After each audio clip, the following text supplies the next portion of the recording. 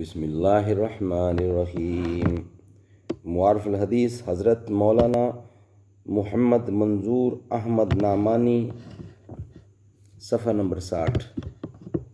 دنیا اور آخرت۔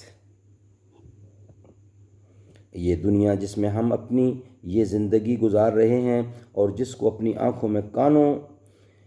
اپنی آنکھوں کانوں وغیرہ حواس سے محسوس کرتے ہیں، جس طرح یہ ایک واقعی حقیقت ہے، اسی طرح آخرت بھی جس کی اطلاع اللہ کے سب پیغمبروں نے دی ہے، وہ بھی ایک قطعی اور یقینی حقیقت ہے۔ اور اپنی زندگی کے اس دور میں ہمارا اس کو نہ دیکھنا اور نہ محسوس کرنا بالکل ایسا ہی ہے جیسا کہ ماں کے پیٹ میں ہونے کے زمانے میں ہم اس دنیا کو نہیں دیکھتے تھے اور نہیں محسوس کر سکتے تھے، پھر جس طرح ہم نے یہاں آ کر اس دنیا کو دیکھ لیا اور زمین و آسمان کی وہ ہزاروں لاکھوں چیزیں یہاں ہمارے مشاہدہ میں آ گئیں جن کا ہم ماں کے پیٹ میں تصور بھی نہیں کر سکتے تھے۔